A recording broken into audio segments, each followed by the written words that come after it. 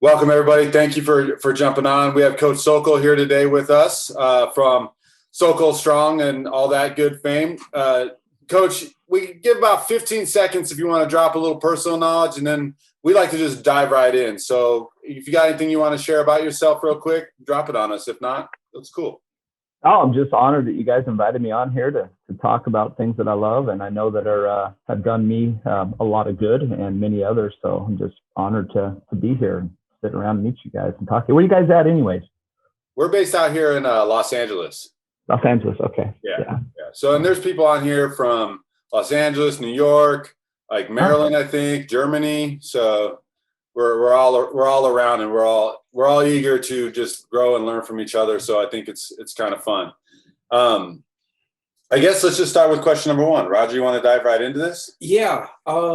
So I guess, Coach, the first question I have for you is what are you absolutely fascinated by right now with kettlebells? Like what's getting you going? What do you keep turning over and over and over in your head? What are you thinking about or doing? For me, if any of you guys have followed my stuff, I'm all about simplicity and strength is a skill and less is more and all that jibber jabber. And some people think it's because I'm lazy, but that's not the case. I just really like focusing on skill. And currently we've been doing a simple and sinister camp. We call it at the gym, where we signed up 10-ish people or whatnot. And we've been meeting 3 days a week and just working that program. And the nice thing about a program like that is, the actual workout takes 16 minutes. So there's a lot of time for skill practice and diving into the deep skill practice of those things. As you guys know, the swing and the get up, they're both an inch wide, but a mile deep. And the more skillful you get at it, the better the results. So we've had a lot of people that realize they're a hell of a lot stronger than they thought they were from just being in general classes and maybe just grabbing a random bell and, just kind of going through the motions. But with this program, they have they have the opportunity to really test their strength and their skill. And we've had 2 people hit sinister already, a few simples, and that were just blown away that they were even able to even come close to that. And that was just 6 weeks into focused skill practice, right? What was the game changer? I think skill, right? How I've been running it is on Mondays and Fridays, we do simple and sinister as it's written to a T, with my own little warm-ups and cool downs and whatnot. And then on Wednesdays, I write up a variety workout. So instead of doing the 10 swings every 30 seconds, we go heavy, grab a heavy belt and do just 5 swings every minute on the minute, right? So having that opportunity just to grab that bell and say, you don't have to get the 10 swings, just see what it feels like to get these 5. And then they have this aha moment, like, well, holy shit, I was going for 5 and I actually got 10, So yeah, I think it's just, like I said, just having those eye-opening moments and grabbing a bell that's bigger than you normally would in like a group class setting in these small groups. And everybody pushes each other more in small groups. They get these bonds and things. So yeah, currently I'm just really into that, and just focusing on small group training. After this, I'll be doing a small group barbell class. As much as I love one-on-one stuff and big group classes, I think financially as well, obviously, really enjoy the small group type of stuff, where that everybody's there is on the same page. This is where we're starting. This is where we're finishing, instead of the bells and whistles of trying to keep a general population happy in a large group class. What are you finding you need to adjust the most for the people, whether it's the swing or the get up? What are the big things you feel like you need to address?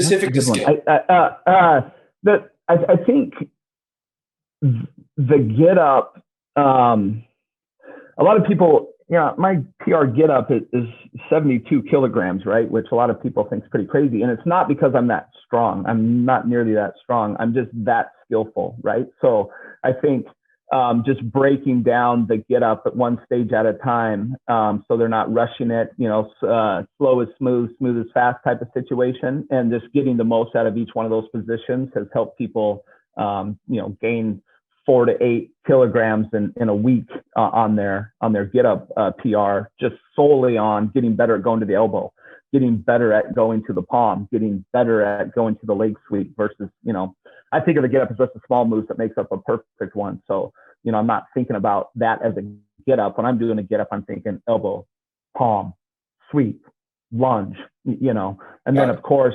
the swing. I think one of the biggest things that's missed outside of once you get certified in strong first and you go into the coaching world is the breathing and really focus on that hard style breath. And I think that is a huge component when you have time to really break that skill down and people getting more out of their swings. And the swing is the only exercise I've known of that the better you get at it, the more physically demanding it is, because people fake it all day long. People that aren't locking out their glutes, people that aren't pressurizing their core, people that aren't, tightening their quads. They're just kind of going through the motions of the swing. Whereas when you really break it down, it gets hard. Yeah. If you own it. Yeah. Do you alter that methodology? So let's say if you are going for something a little more endurance oriented, like a simpler or sinister, are you recommending people use the same form, or you want them to train with that form and break that a little bit as they get deeper into the water? Well, and that's the thing about the simple and sinister thing. There's a lot of people out there that say they've done simple or sinister, but did they? Did they really own it? And to me, the standard's the standard, and you don't own it until you finish that 100 swings with that standard. So you may survive it, and you may, kind of go through the motions. So no, it's ownership all the way to the end, in my opinion, right? And if you can't do that with the 36, well, do it with the 28, and then when you can do it with the 28, do it with the 32. But with that said, there is times to have that load in your hand, and maybe every rep isn't perfect, but they're all perfectly safe. And go ahead and enjoy that fight, but don't take shortcuts to win in the swing. That's just me. No, that's fair. That's fair. Yeah, that makes sense. And so when you say you have your classes for this clinic, and I think it's really great, the simple and sinister group that you have is really cool. When you say you go through simple and sinister on like Monday and Friday, are you just, that's it? Or are you guys taking moments and just like breaking down, just like you said, each section of that get up? Absolutely. And just repping that, and then just finding the edges for people to kind of get where they need to be. Like for instance, like the mobility warm up, it would be like, let's do 5 and 5 standing kettlebell halos and go 3 and 3 get ups to the elbow. And before they do 3 and 3 get ups to the elbow, I'm breaking down, this is what you need to think about. This is what you're doing, drills to improve the skill. Then let's do 5 and 5 tall kneeling halos, and let's go 3 and 3 get ups to the palm. Let's lock that down, and let's address any leakage. And then maybe we do 5 and 5 half kneeling halos, and then we do 3 leg sweeps, and then I'm always doing power swings and deadlifts and planks and all those things to wake up the tension and the hinge and, matching that breathing. So every session, that's what's great about that is that 60 minutes long, that class is 50 minutes long. So there's plenty of time in there to have aha moments and improve upon skill as you're working the program, And what are you getting, like a lot of beginners? Or are you getting like a mixed batch of people to join that type of class for you, or what? Yeah, it's a mixed batch. Everybody has some kettlebell experience that's in the class. Actually, 3 of the coaches took it because they wanted to just have the coaching aspect of it, and to pick up some cues and things that I may use to help them better work with their clients or whatnot. But it's a pretty mixed bag, all the way. I think there's a 60-year-old gal, and there's it's just a wide range of humans. Is there anything in particular with the swing or the get up that people tend to have a lot of trouble with? Something you're noticing across the whole class? Maybe not the whole class, but I think in general terms, the swing I see as 3 phases. The power phase, and that's when you get a perfect height and you connect that bicep and arm to the rib. The power phase up through hip extension, wham, and then the patience or the grace phase when the bell's floating. And then the big one is the patience phase, waiting for that bell to get back prior to the hinge. So, a lot of people will especially as you get fatigued, kind of anticipate that hinge. And then not get that full connection. And then they're arming the kettlebell and it's beating the shit out. Sorry. We like profanity. Yeah. I grew up in a logging town. I was a military guy. I fished in Alaska. You know, I was raised by the best cussers on the planet. But yeah, you know, that type of stuff, just the timing of it all. It's, in the thing with the swing is, I think Fabio said this at one of my first certs. He said that he's done like 3 million swings and only one was perfect. And that was on accident and it wasn't on video, so it didn't count, right? So the whole thing with the swing, man, it's like it's perfection's razor blade, right? But perfectly safe and effective is like magic marker. You know, sure. So there's some room there. There's some wiggle room there on that quest of perfection, but I've never done a perfect swing. I'd love to think I have, but no, you know, but I've been perfectly safe for about the last 10 years. So I've made some pretty good gains just by saying, hey man, I mean, I'm an A personality sometimes, but perfection is a myth in dynamic movements like that, but you can get pretty freaking good at it, you know. So when you were talking about your 3 phases, that third phase, and this is where kettlebells get a little murky. Personally, I think there's a lot of bullshit that's tossed around. You get people who are teaching the exact opposite thing. You know, at the top, are you doing a hard plank? Are you relaxing? Are you doing a little bit of each? I mean, we have our opinions on this. But what are you teaching people, and when and why do you teach it that way? As far as just that last phase, the patience phase. Yeah. So once you get from the power to basically, you've got your full hip extension, your arms down, it's getting ready to float up. So the float all the way through down. Where are you teaching people to get tight? Are you teaching people to get tight? Like what's your methodology? Yeah. So how I prepare people for the patience phase or whatnot is, for instance, every time someone does even a kettlebell deadlift with me, they hold the standing plank for a minimum of 2 seconds, right? So they get to the top of their deadlift for 2 seconds, the glutes are on, the core can take a punch, I can hit them in the quads, and we do that, right? We do I go, you go. Someone does a deadlift, their partner freaking punches them in the gut, gives them a karate chop to the glutes, gives them a little hammy thing, and a quad thing. So every swing has about a 2-second plank. Okay. Every single one, right? So, yes, I teach everybody to, and it's appropriate tension, right? When I first did kettlebells, I went to my first cert. It was the RKC in San Diego, and Pavel and Brett Jones and all the superheroes were there, and I was too hard style. You know, I was swinging a 24 like it was a 48. You know, I was like, they came home and they're like, dude, settle down, right? You know, so there is some people swing hard style like Frankenstein, and some swing like Bruce Lee. It's the Bruce Lee. You know, it's like face is cool, core's on, bells floating, quads are on, and it's just enough for that loaded hand, right? I mean, yeah, I mean, that's kind of it, right? I mean, you can hard style it too much where you take away from like the dominata or the beauty of the lift, the athleticness of it, right? Explain that to people, because a lot of people don't know what that means. Which one? The dominata, the whole idea of the balance. Oh yeah, you know, it's the whole thing going back to that too hard style, right? Using too much tension for the loaded hand, and it doesn't allow your body to move how it's supposed to be. Like, you know, like we tell people that they need to keep their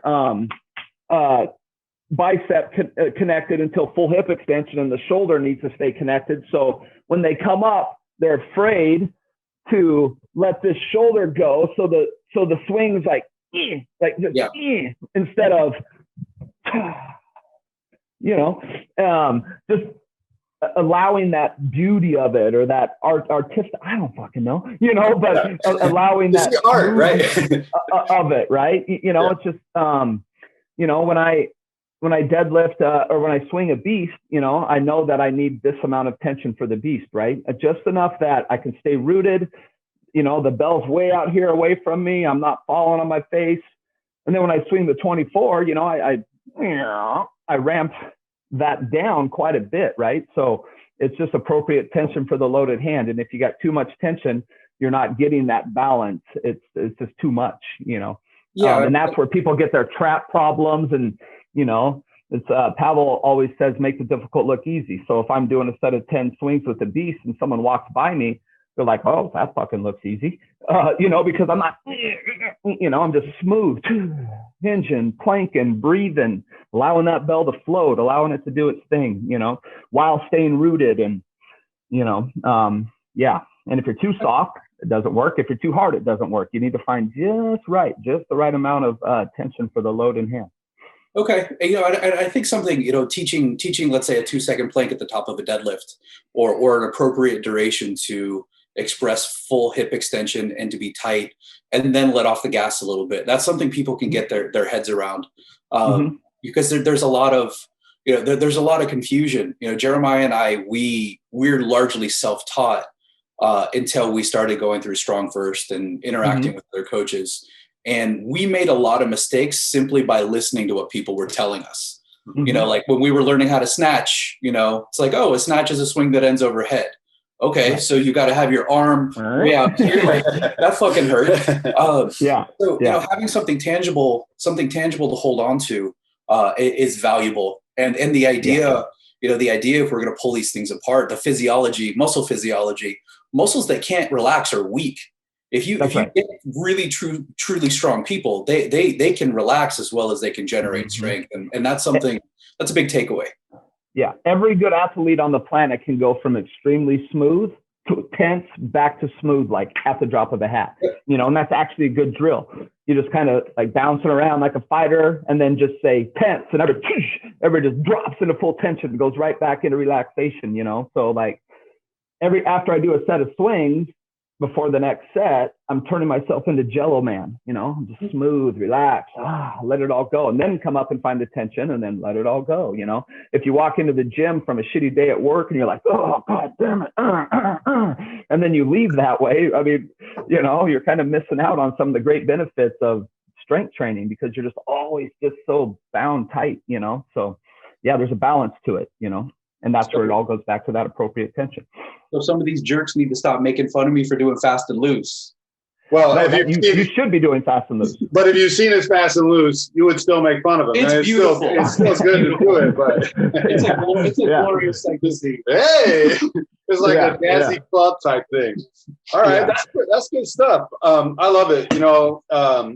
As part of like training, it's not always sunshine and roses. Sometimes there's dog turds or things that you struggle with. What are some of the things that you're trying to figure out or you might be struggling with as far as like your training or anything that you're trying to teach that's been kind of like challenging for you?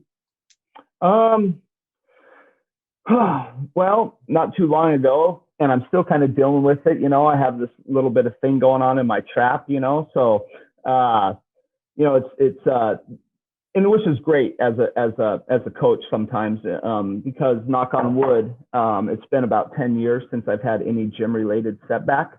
So it helps you relate to that student that's dealing with some frustration of a setback or whatever, So, I've been dealing with working around that. So I haven't been doing a whole lot of overhead, but I've been doing a lot of deadlifting and stuff, so I'm still staying strong, So mentally it's a challenge not to be able to go in there and press heavy right now and do things that I want to do. But again, it's a great reminder to me how a person may be feeling that's dealing with the same stuff.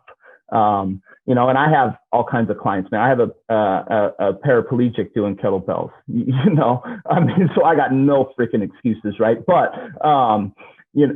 but yeah, I think the biggest trick, a lot of my students I've had for 7 years, it's like, how to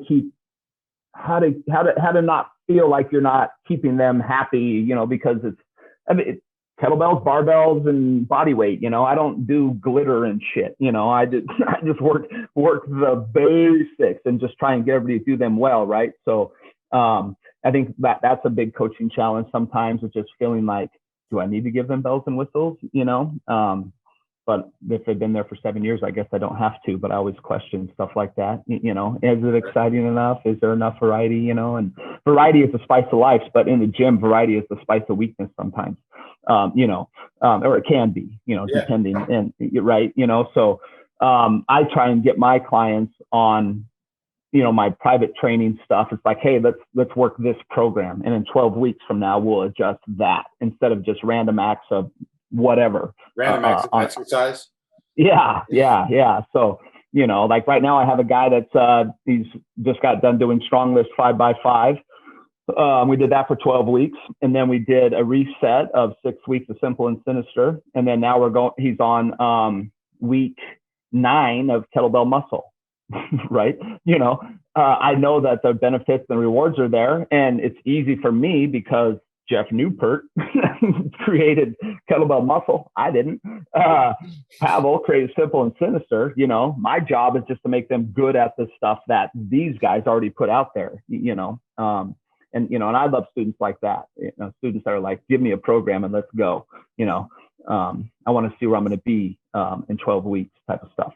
Yeah, because it is just like you said at the beginning, is just like, it is such a skill driven method, right, with kettlebells, and there's, you know, as long as we've been training with them, there's still times where I'm like, oh, I'm now adjusting different things in different particular skills to see if I can gain an additional edge, or does this make my back feel better, or something like that. You know, we all can probably empathize with a little bit of pain somewhere where we're trying to work through or work around or make our lives better in some way. So I can see that, and it's really good.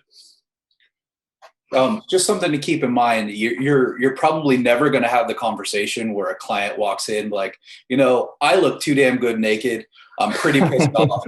Like, I'm just too fucking strong. Can I get my money back? And shit, Sokol. Really, like, results are results, and you don't need to do a lot of fancy stuff to get them. If you're getting them, that's what matters. Yeah, and I think, you know, go ahead. Oh, and I was going to say, you know, regionally, you know, I mean, where are you at in the world, right? Like, you know, I am in Seattle, so my primary clients are tech workers that are stuck in a cubicle all day on a computer, you know, and, you know, that's my main clientele up here, right? So it's pretty easy to convince them to get strong, you know, when they're seated all day. But, you know, let's say you're a coach in Nebraska and some guy's been bucking hay all day. He's like, would you read my bio or something? but you know, so it's a pretty easy sell for me to be like, hey man, you know, you spend a majority of your day just not doing anything except for working your fingers and your brain, you know, so, you know, let's get strong, because everything in life's easier when you're strong, including sitting at your desk all friggin' day, you know. So working with this particular group, you know, we probably all work with some desk-bound individuals. Is there something in particular you do to unlock some of these folks that have difficulty, you know, basically standing up from the chair?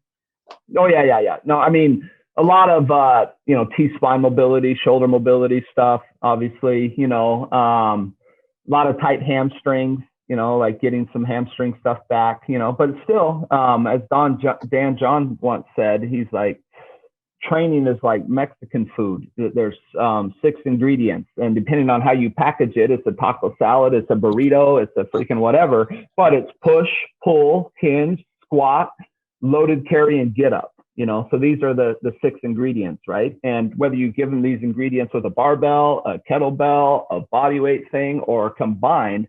So when I'm looking at general conditioning, you know, that's what I live by, you know, these 6 things, right? So I'm just trying to incorporate these things, and then based on that person, you know, they're doing more arm bars, they're doing halos, you know, I love that crossover symmetry stuff. You know, that little cable crossover symmetry stuff is great for shoulder, lat, delt, and all that type of stuff, you know? So yeah, I just follow that basic recipe, you know, yeah. And, you know, and I just happen to incorporate kettlebells and barbells and body weight as the you know, those main ingredients to get those 6. Kettlebell burrito, huh? Strength salad. Yeah. Mm-hmm. How long are you hitting them with mobility? How many minutes are you usually doing that? I start every session with the ground force method, GFE thing with people. You know, when the FMS first came out back in the day, are you guys all aware of that? Yeah. So, you know, I did that. A lot of people in Strong First and stuff did that. And then, so what happened is, like, a lot of people that went to that, they're like, they ended up correctiving people to death and never adding any strength. You know, so by doing that, like 7 or 8 minute GFE in the front of the workout, I'm getting a lot of correctives in there, right? They're working their ankles, they're working their hamstrings in that. And that's just that, you know, it's like, okay, so I got that shit out of the way. So we're not going to spend, you know, 8 hours doing wood choppers for the next 2 months, right? I mean, you know, yeah. So I always go through that 6 to 8 minute mobility piece. Majority of the time, as a bare minimum, before we get into anything, it really doesn't matter what it is. There's get ups, there's goblet squats, there's deadlifts, planks, you know, the basic movement patterns. And then, you know, after that, whatever the program is for the day. So I would say, you know, there's at least, out of a 50-minute session, you know, 20 minutes of it is mostly based on active correctives, you know, like, yeah. And then, of course, there's all kinds of drills and skills. You know, if they can't squat, you put a 2x4 under their foot. Yeah, you know, I mean, there's all kind of ways to get people to do things. But yeah, I always start with a mobility warm up, goblets, halos, get ups, so these types of things. It's just they know that that's part of their thing. Yeah. Well, that's another big takeaway. I think a lot of the trend now is to do maybe a little too much of that stuff, and there's a lot of validity in getting people stronger. You know, a lot of my outside of kettlebells, a lot of my clientele, they're rehab people. You know, I get a lot of people who PT just couldn't help, and you know, they come to me, and I do some stuff. I do a lot of respiration work. You know, I do a few things, and then I just get them moving. You know, and again, if they can't squat, I change the floor. I'll use a ramp or a board or something like that. But there's a lot of power in getting people into doing basic movements. You know, there's a lot of it. If you can get them to do these movements correctly, of course, you need to know what correctly is for the individual body. But there's a lot of, you know, you do something like a get up. There's a lot of stuff going on in a get up. If you can do a get up, you can move well. And in the process of learning how to do a get up, you can learn how to move well. And that's something I think a lot of people miss. Yeah. And then speaking of that 2-second thing, like when I have them do deadlifts, at the top of their goblet squats, they 2-second hold, right? During their get-ups, they pause at each stage for about 2 seconds and kind of download into the nervous system, like, hey, this is a stage of the get-up. This is a stage. This is a stage. And then like each one of those movements of the get-up has its own little corrective built in, right? So why rush through that stuff? You know, right? No filter. Don't worry. We put all the kids to bed early. That's the joke at the fuel house is I'm the HR officer, you know, because I'm kind of old school, and yeah. So you find yourself in your office a bunch. I get in trouble all the time, man. But they love me because they know I have a good heart and I mean well, right? So they give me grace for my stupidity. Yeah, and you guys got a beer fridge there, right? So yeah, we do. Absolutely. Yeah. We're having a team party this weekend, and we got a live Fugazi cover band coming in. Oh, hell yeah! Yeah, if we all don't know who Fugazi is, go check it out. It may not be in your recent Rap Caviar Spotify list. Yeah. We don't mess around at Fuel House. We like to have fun. All right, you know, I'm about to train hard, party hard. Yeah, I think that's good for that. So if you want to move on that one. So one question that I really like to ask people who have been in kettlebells a long time and have really taken the time to pull it apart. What are a couple, you know, and again, we don't want to dog on anybody, but what are a couple things that you hear in the kettlebell world that just makes you want to slam your crotch with the kettlebell? You get angry. It's just ripe with just loads and loads of bullshit. Is there anything in particular? Well, in terms of hard style, I don't like the T-Rex swings. You know, I don't like someone that says I did, you know, a 100 beast swings. Then you look at it and it's like this, you know. I don't like that. I'm becoming more okay with it, but like the interpretive dancing with kettlebells and shit, you know, that. Oh, I caught one of your posts. You know, but hey, you know, at the end of the day, if they're moving, that's great, but don't say you can't get strong with kettlebells if you're interpretive dancing with a 10 kg. You know what I mean? You know, if that's your thing, you know, boogie down, but yeah. So let's bracket that, because I don't mind hurting some feelings. Like we need to pull some stuff apart, and there, you know, I think a lot of the time the fitness industry now, especially as we're evolving, we do too much. It's better than nothing, or at least they're moving. Right. And you could walk, which would be better than a lot of the things that people are doing. And sometimes when they're doing silly things that aren't going to train them, they have in their mind, I've worked out today, when they haven't. Yeah. They've checked the box that they have not, in fact, checked. And I do think, you know, I have no problem with, there are some people out there who are doing stuff like kettlebell flows, and they're doing amazing stuff with working weights. It makes sense. It flows well. But, you know, there are some people who think that they can just link anything together. And, you know, one of my pet peeves is when people, I generally don't like kettlebell deadlifts for anything other than teaching people some skills. You know, when you look at grownups, they're almost never heavy enough to train you. So if you're looking to get something out of, you know, maybe some neurological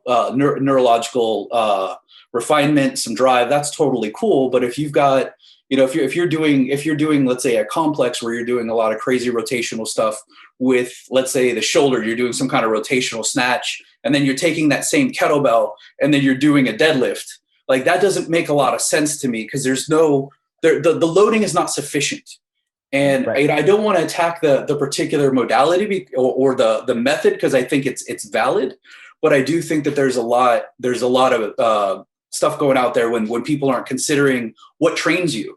You know, you need some stimulus, whether it's the load, whether it's the repetition, whether it's the tempo. You have to have some training variable. You can't just flip a kettlebell about and like, oh, hey, I'm stronger. So, you know, I do think that's important to bracket. And I think that we need to be a little less forgiving and have conversations with people about what actually will and won't train you. Like, hey, dude, that looks cool. Why don't you take these two moves and do these together and then do those together? And then you've suddenly got something that's worth your while.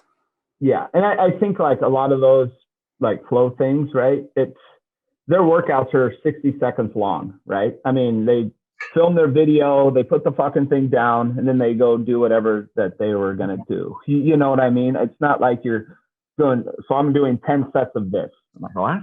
How the hell do you remember? What the hell you know?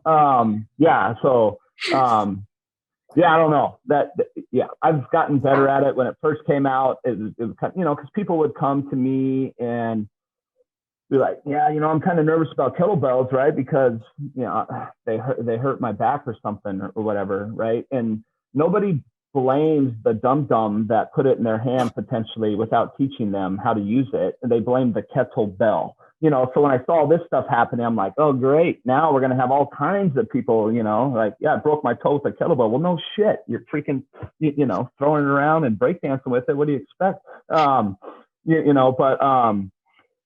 So it to me, but I'm old school, right? And I'm self-admitted, right? I'm turning 48 this month, right? I'm set my ways, right? So, you know, am I just being an ignorant ass or not? You know, I don't know, but yeah, I've learned to just kind of like, okay.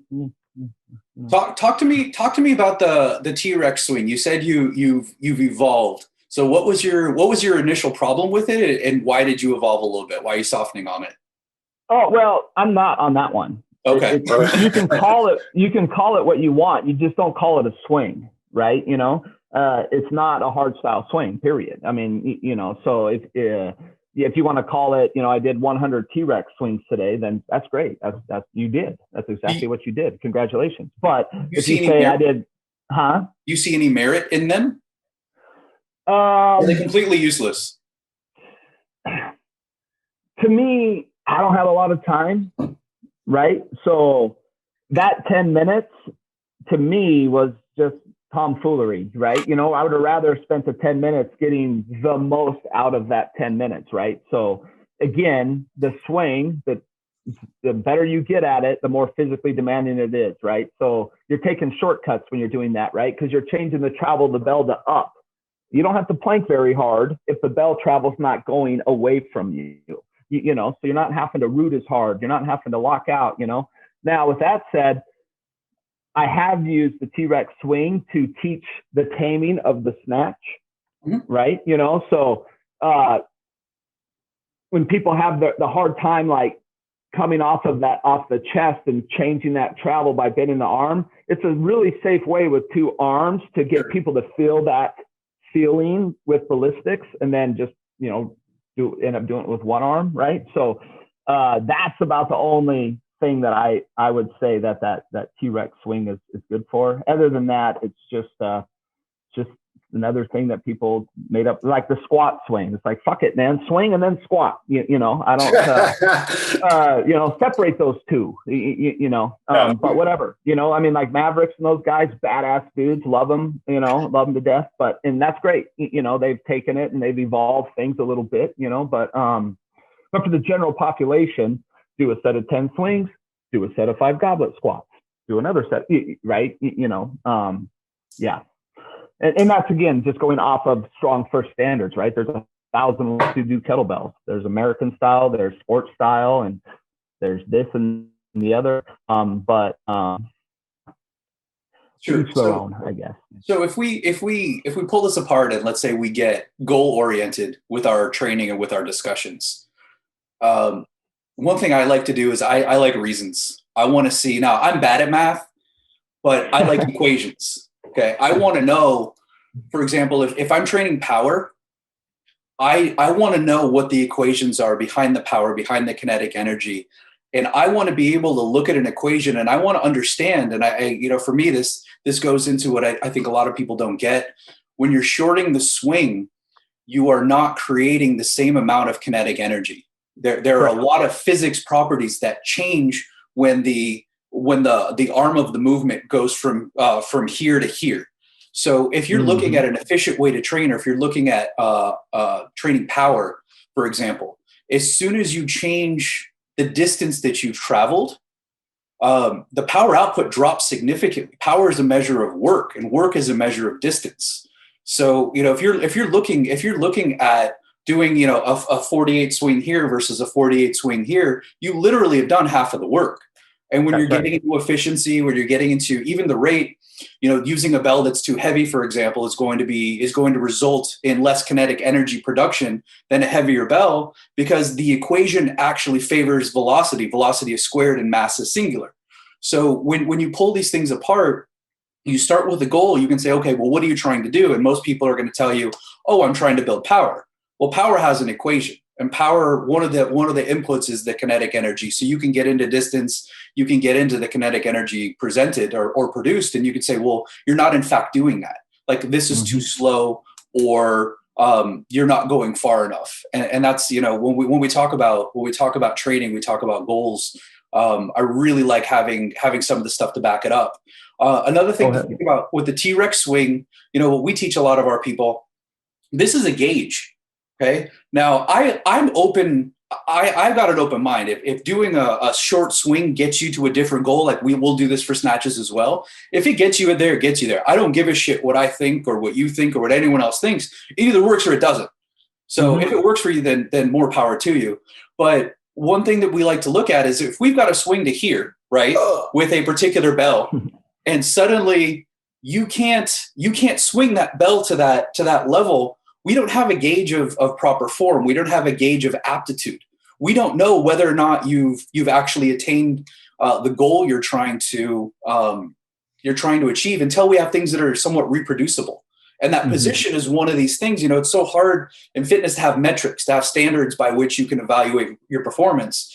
And the second you're changing the standard to accommodate the movement, you don't really have a gauge whether you're getting better or not. You don't know whether you're generating power or more power, because you shorten the distance. You've actually changed the equation and the variables by changing the exercise. So now you only have one standard of comparison. You can compare T-Rex swings to T-Rex swings, but you can't compare T-Rex swings to swings, and you can't compare your total power output because you changed the equation.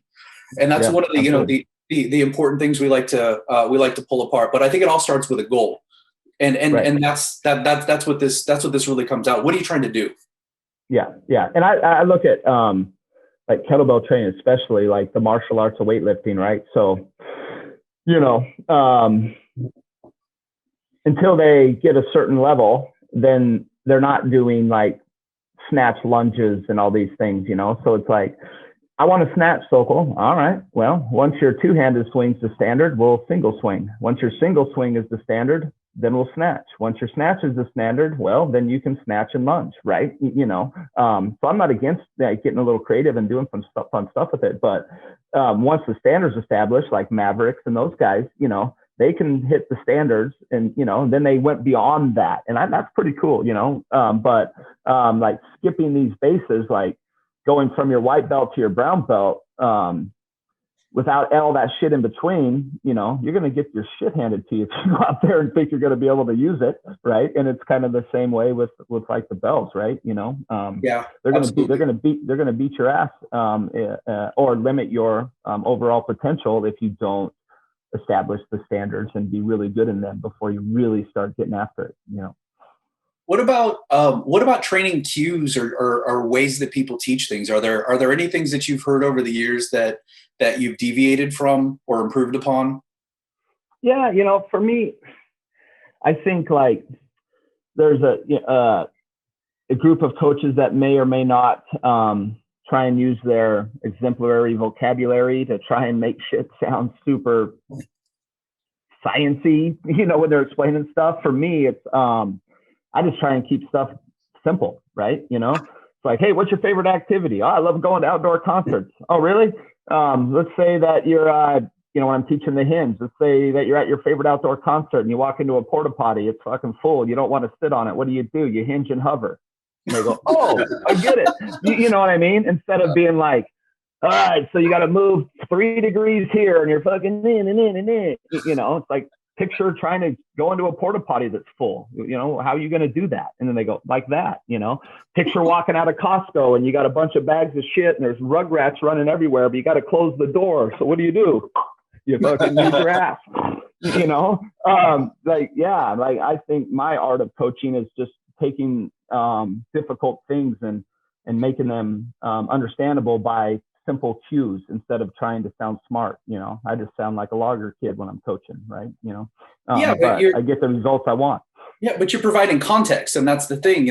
Cues. I think most of them. There are a couple that I think are just flat out bad, but for the most part, I don't think they're good or bad. They either work or they don't. And right. If you can create context, then you don't have you haven't succeeded. It doesn't matter what you understand; it matters which person does. Yeah. And I've had a lot of great coaches in my time, right?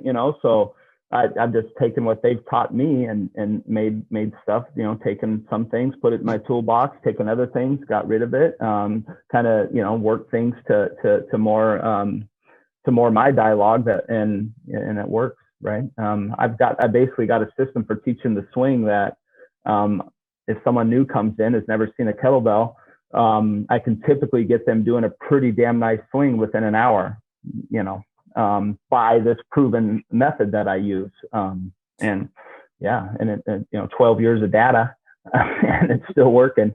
So yeah. I don't argue with it much. I'm not constantly trying to recreate the wheel. I'm just going with what works and then, making, subtle changes based on body types or experience or age or, whatever. But I could write a book about it and it would just,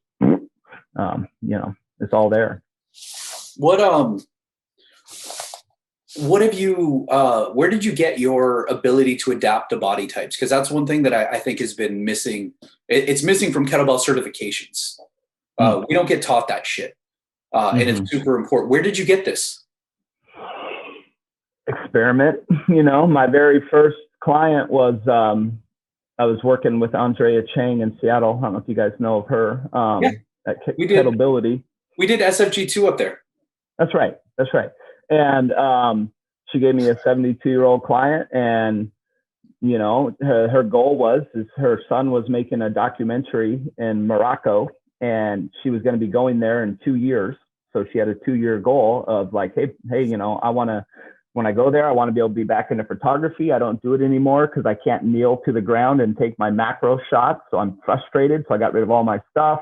I don't want the tour guide waiting for me, And basically, when we first started, her deadlift was about 6 inches. I just had to stack yoga blocks all the way up to her crotch, And then every week I lowered a block. And before you know it, before she went to 2 years later, she was doing 5x5 deadlifts with a 48 at 75 and doing full get ups, right? So I don't know how it happened. It was just experiment, man. It's like, how am I going to get her up to the elbow of the get up? Okay, well, I'm going to tie a band to her fist. I mean, whatever, right? It was just getting creative, and then making, using drills and skills and things to get them to do what you want, even if it wasn't a full movement pattern, until it becomes a full movement pattern. Not trying to rush it, not trying to be too slow, and just evolving. And yeah, I don't know. I mean, I've got people that would be considered extremely overweight. I've got some people that are extremely fit. I got people that if they didn't wear their skinny jeans, they'd fall over because there's no muscle from their ankles up to their hips, and it's, it's just figuring out ways to work with each population. And I think a lot of it is, it's a lot of emotional stuff going on there. I like to connect with my people. I mean, I know they know that I love them and that I have their best interest at heart. I see them, I don't see them as dollar bills. I see them as humans that give me dollar bills if I treat them like humans. I think a lot of gyms out there, like when the shutdown happened, like, 24-hour fitness, whatever, they just went, because that's just a bunch of fucking dollar bills in the building. Nobody gives a shit who they are. And then you go to a gym like ours, it's like family, we all love each other, and we, our hashtag is stronger together. And people that could afford it, they bought other people's memberships when they lost their jobs. And we actually grew during the pandemic. I mean, It was freaking ridiculous, and it was all from just having that, they come there and they know that everybody in that building's going to love on them, and their coaches treat them like human beings and not just, okay, your hour's up, get the fuck out, yeah. And I think that when you start establishing that, real good things happen. Yeah, I think I can definitely tell that just in the things you said today, especially like making that connection with your client. What do you like to do? Okay, well, here's how I can translate what you like to do into what I want you to do with some cues and just and that thing. And obviously see you on the internet, so we've seen what you've been willing to share as far as like how your crew has grown and what you've been up to. So I think that's fascinating things. If you don't mind, Sokol, I would love to spend a few minutes opening it up to anybody who might have some questions about kettlebell training to you. All right. Anybody got any questions they want to fire off to the coach? Yeah. Hey, Sokol, you were mentioning earlier you had a get up that was 76 kilograms or something like that. Was that close to that? 72. I'd like to take that 76, but yeah. 76. Maybe next week, right? Yeah. I've been starting to play with waiter carries just to build up the shoulder stability. Do you find that that's a good translate over, or do you have another exercise that you prefer to help you out with a get up? What's your current PR right now? 135 pounds, not kilograms. Yeah. Okay. Right. Yeah. Well, that's pretty badass, right? But so let me give an example of, let's say, somebody that wants to do carries are always good. Overhead doesn't matter, in the rack always good. Doesn't matter, bottoms up, whatever. But doing a protocol where, let's say, your get up to 24, but your goal is a 28, right? But you can only get up to the elbow with it, let's say, right? So what I like to do, I like to have people, sit in the press out position with that 28 for 10 seconds, come up to the elbow, hold that for 10 seconds, go to the palm, hold that for 10 seconds and work your way back down, switch sides. bada bing for like anywhere from 5 to 10 minutes, believe it or not, right? So just having that thing under load in those positions are going to help build that stability and wake your body up to the fact that, yeah, I can hold this bell for that long. Eventually I'm going to be able to dance around it, Same way with presses. If you want to press the 36, then grab the 40 and clean it often. It's always grabbing that one bell heavier and spending time under load with it, if that makes any sense. Awesome. Yeah, that makes a lot of sense. And that's something that, somebody who's been working on building a press up to the beast is that was one of the, in fact, Andrea told me that. She's like, to clean it and squat it, and then eventually you'll be able to press it. Obviously there's other factors, but what I do is I call it loaded cleans. So, I'll grab that bell that I can't quite press, and I'll clean it once, and I'll hold it vertical in the rack for about 5-6 seconds, re-clean it, wham, stick it, re-clean it, stick it, park it, go press the bell one lower than that, come back, because the clean, without a good clean, you'll never press the bell you should be able to press. It's everything. If there's any leakage in the clean, like when I'm doing 1 rep max pressing, I have a goal of doing it on one breath, so right when I'm in my hike, I sniff, hold that tension, lands in the rack, still haven't lost any tension, squeeze and send it. If you're going for a PR press and you do this, done. Like every second wasted, right? Or if I'm trying to press the beast and I get a crappy clean, I just put it down, step back up, wham, boom. It's all about efficiency, right? When you land that clean, your feet should already be spreading the floor, your glutes should already be on, your core's on. The only thing left to do is trigger both hands and send it. Any wasted motion. Yeah, that's a good point. I like that. If you're trying to do something, it's okay to abort the actual attempt if you don't land that first thing, because otherwise, and I've been stuck in this position several times, so it's I can attest to the validity of it. So, if you're trying to press heavier and if you don't get the clean, there's no shame in the game in setting it down and restarting and regroup yourself. It's Anybody else got any questions? Yeah, absolutely. Anybody else? Sokol, do you have certain like proficiency markers when you have a new client or kind of someone who doesn't even understand what they're capable of, right? And they're like, I just want to like get better at kettlebells, blah, blah. How long until you're teaching someone like the snatch, for instance? How long until you're teaching them like cleans, double cleans? Like we know the normal progressions, but what's your like your technical proficiencies that you're like, okay, this person, they might, they don't know they can snatch right now, but et cetera. Yeah. For me, like simple baseline things like a challenging bell somewhere around their 70 to 80% effort level, knocking out 10 swings every minute on the minute for 10 minutes. Okay, pass. Your 2-hand swing is awesome. And then a lot of times, if you take that time to develop that badass 2-handed swing first, the single swing just happens that fast. You know what I mean? But if one session you're working the 2-handed swing, the next thing you know, you're in the beginning stages. Next thing you know, you're trying to teach them the clean. Next thing you know, everything just gets jarbled up, right? So that's why I say it's kind of like that martial arts of weightlifting. The swing's the white belt, and then, the single swing's the yellow belt, then so on and so forth, right? So depending on the athlete, some person might be snatching in 2 weeks. Somebody, it may take a month. I don't know, right? But it's just establishing that if your 2-hand swing sucks, your single swing sucks. If your single swing sucks, your snatch sucks, right? So work the skill and then test the skill, say, hey, we're going to have a goal of, by the end of this second week or whatever, of hitting 100 swings every minute on the minute with proficient technique with the 24 kg. And then on Monday, we're going to start rocking that single swing, right?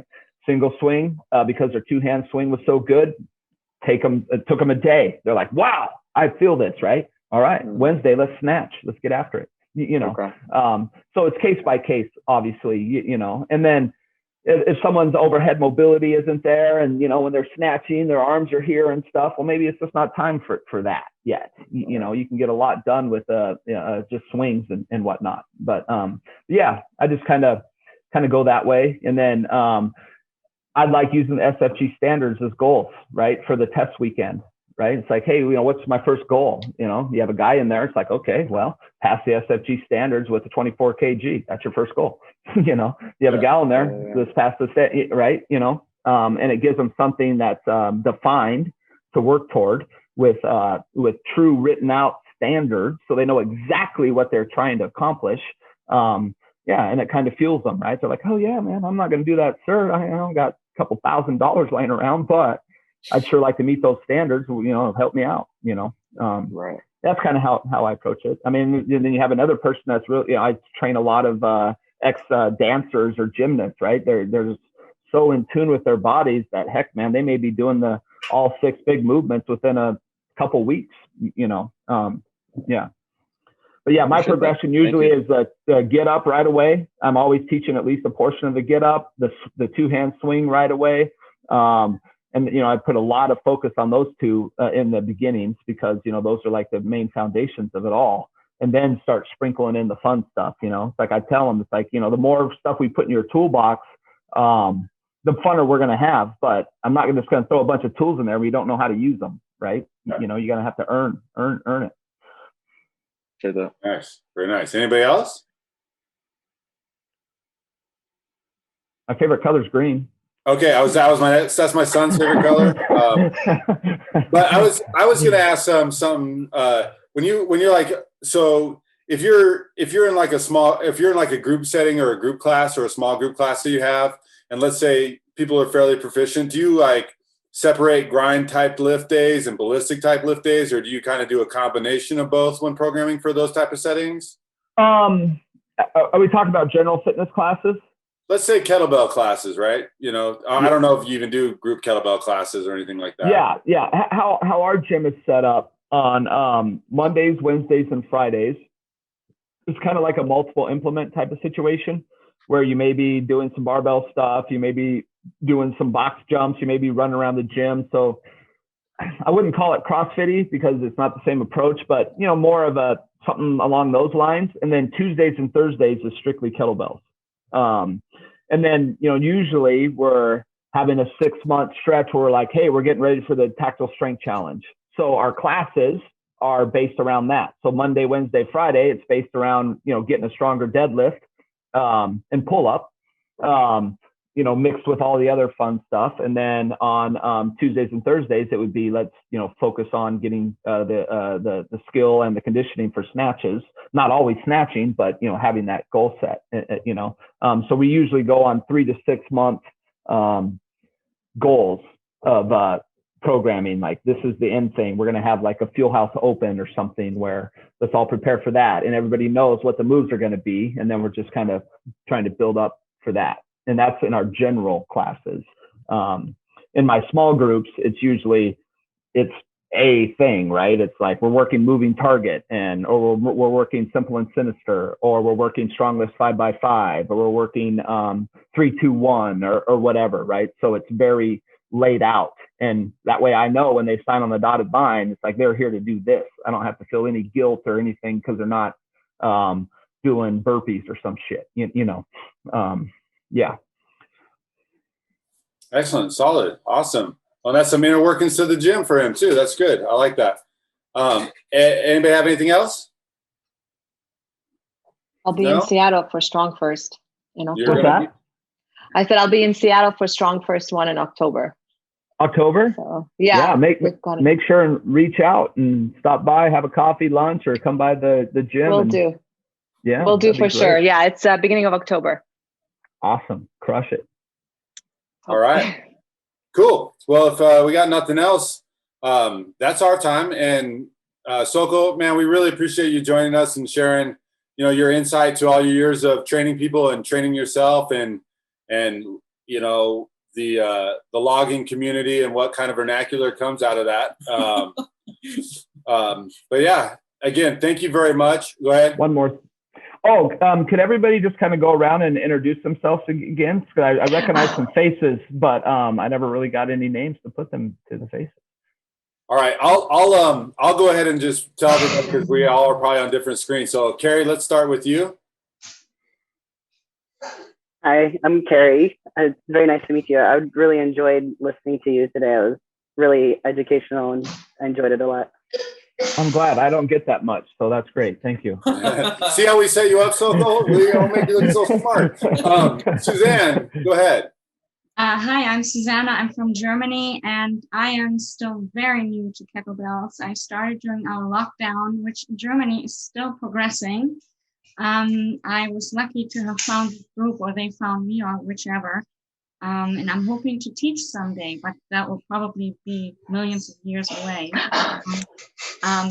Totally enthralled. I'm taking every class that I can. The time difference is a little tricky because it's nighttime for me already. But thank you very much for allowing me to listen to your wisdom. Thank you. Enjoy the journey. It's and just embrace it, enjoy it. It's a worthy calling, so keep getting after it. I'm kind of intimidated, really, but I'm gonna plug away. Yep. Excellent. Hey, Nick, go ahead. Yeah. Hey, Coach Sokol. Nick here in Springfield, Missouri. Really appreciate your stuff. Are you on Instagram? Is it Sokol Strong? Okay. All right, cool. Mm-hmm. Yeah. Sokol Strong. Yeah. Excellent. Susie? Hi, Susie. Nice to meet you, and finally nice to meet you. Really, it's been great just kind of listening to just the way you coach things and approach things. I've been following you for a while, so it's kind of really nice to put a face to the profile. Kind of imagined your personality would be like this, so cool. Okay, so good. it's been an honor. I try Thank to you. keep it real as much as possible. Yeah, and that's what I like. That's what I like. Yeah. Exactly. I'll gain 100 followers and lose 200 on a day, just trying to be myself, but that's okay. That's the point. So I'll check you out when I come to Seattle for sure. Cheers. All right, Rich.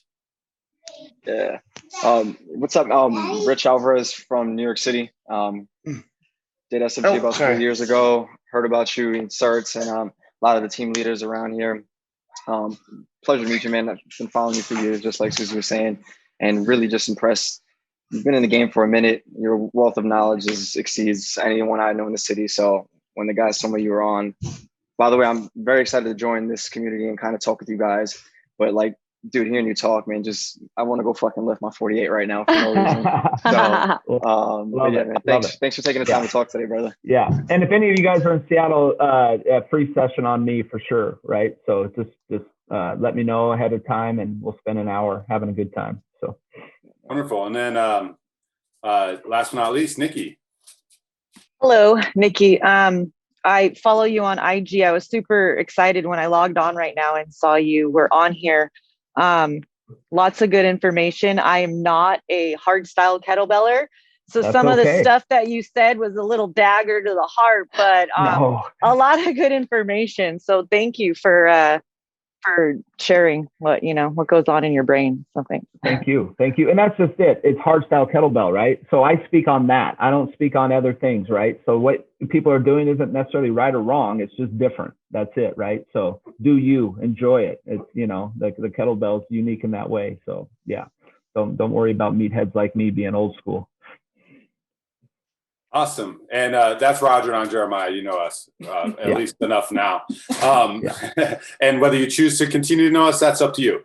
But that's it. And thanks for joining us on Kettlebell Corner. It's been a real pleasure. And again, I speak on both our behalf, and we're very grateful and appreciate the knowledge and your insight. Awesome. Yeah, I had a great time. Thank you very much. Awesome. Thanks.